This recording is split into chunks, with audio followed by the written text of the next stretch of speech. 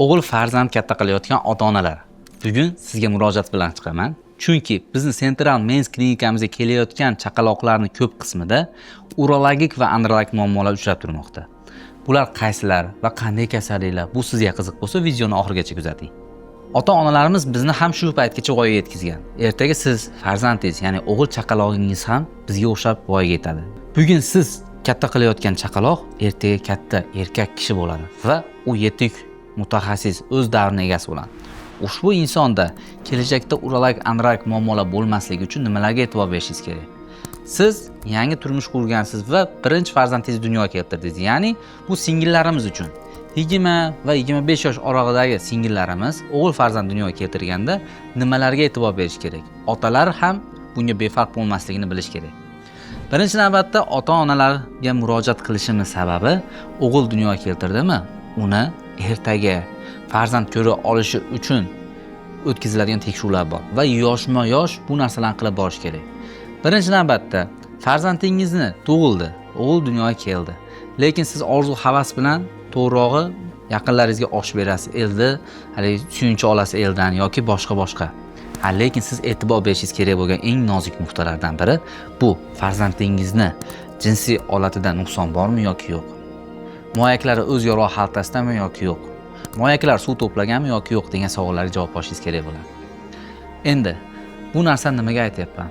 Hozirgi yosh kelinlarimiz yoki singillarimiz farzand dunyoga keltirgandan keyin faqatgina pampersini almashtiradida, bu erkaklik a'zolariga, ya'ni jinsiy holatga, yorug'likka e'tibor berishmaydi. E'tibor bermasligini natijasida bularda nima kuzatiladi? Ertaga farzandlar moyaklar rivojlanishdan ortda qolishligi kuzatiladi. Keyingi navbatda moyaklar, ya'ni gidrotseliya holat suv to'plagan bo'lsa, moyakda suv to'planish natijasida spermatogenez buzilish yuzaga keladi yoki harorat o'zgarishi natijasida oddiy qilib aytganda moyaklarni shu o'zimiz tilda palaxta bo'lib qolibdi, tuxum deymiz-ku, xuddi shu holat kuzatilishi mumkin bo'ladi. Endi sizlarga doim men nimaga murojaat qilaman? O'g'il dunyoga keltirdingiz, farzandni sog'ligi birinchi o'rinda, chunki ertaga u ham farzandli bo'la olishi kerak. Biz ko'p holatlarda neonatolog vrachlarimizdan murojaat bilan chiqib so'ramaymiz raddomda, bilingki neonatolog vrach bo'ladi. Ushbu neonatolog vrachning vazifasi chaqaloqda jinsiy a'zolarda yoki qo'lda, oyoqda, yuz sohasida nuqsonlar bormi yo'qmi to'g'ri baholab beradi. Endi biz urolog, androlog bo'lganligimiz uchun ko'proq jinsiy a'zolarga urg'u berib o'tamiz. Ya'ni undan so'rashingiz kerak bo'lgan narsalar bor. Doimiy top 3 ta qoida. Birinchi savolingiz, bu birinchi qoida hisoblanadi. Moyaklar o'z yorug' xaltasidami yo'qmi deb so'rang. Ikkinchi qoida, sunnatilloh tug'ildi desa xursand bo'lib ketmang. Ya'ni jinsiy holatda nuqson bormi yo'qmi, jinsiy holatida CD chiqaruv kanallari joyida joylashganmi yoki bu yerda bo'lmasam bu yerda pastdami degan savolni bering. Bu ikkinchi qoida. Uchinchi qoida, erkaklik tomonidan jismoniy sog'lom tug'ildim bolam desangiz umumiy tushunchani beradi va kerak bo'lsa qo'shimcha tekshiruvlar o'tkazib, keyin chaqaloqni qo'lingizga berib, uyingizga kuzatadi. Endi ko'p oilalar buni talab qilmaydi, uyga boradi. Bola 40 chiqdi. 40 chiqqanda faqat bolaga emas, shu qator onaga ham e'tibor berish kerak. Ya'ni singillarimiz o'zingiz ehtiyot qilishingiz kerak. Chunki siz bolani to'liq ozuqa bilan oziqtiradigan insonsiz, ya'ni ayolsiz. Ko'p oilalarda eshitamiz, farzandingni o'zing katta qil, bekorga 40 chiqquncha oilasiga jo'nat demaydi. Ya'ni ko'p oilalarda 40 chiqquncha uyda turib tur deb kelinga aytishmaydi. Chunki bu belini tutib olishi, o'zini mustahkam qilib olishi degan narsa bekorga emas. Ya'ni kelin bolani zurriyotni dunyoga keltirganda ya'ni qon yo'qotish holati kuzatilishi yoki gemoglobin tushib ketish holati, uning immun tizimi tushish holatlari kuzatiladi.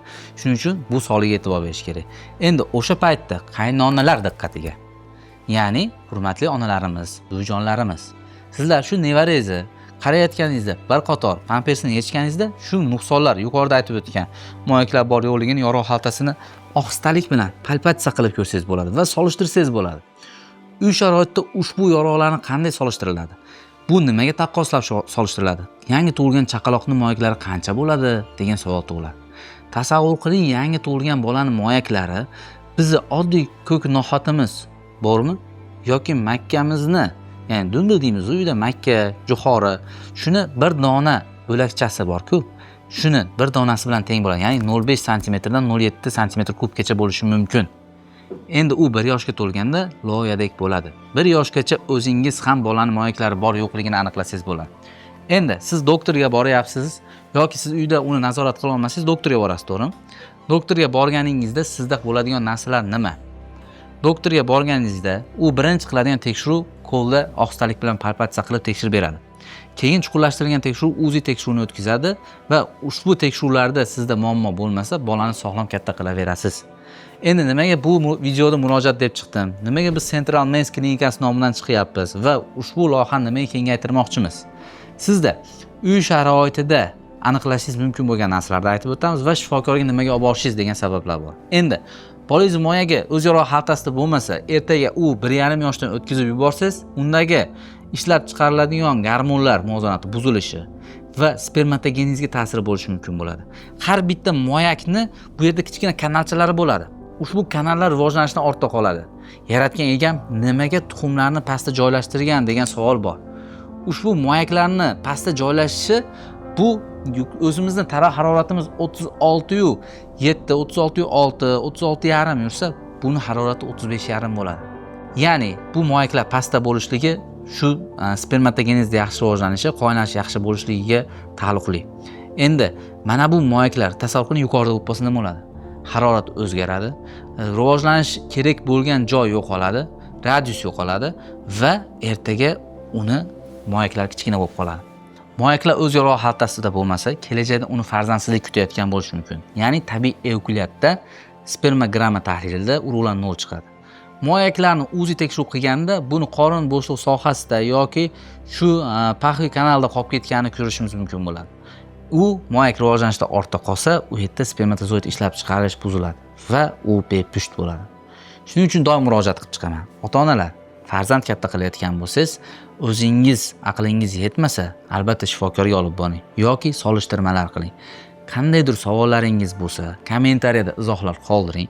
Ushbu videoda hozir saqlab qo'ying, albatta siz uchun foydali ma'lumot bo'ladi va o'g'il chaqaloq dunyoga keltirib katta qilayotgan do'stlaringizga videoda ulashib qo'ying.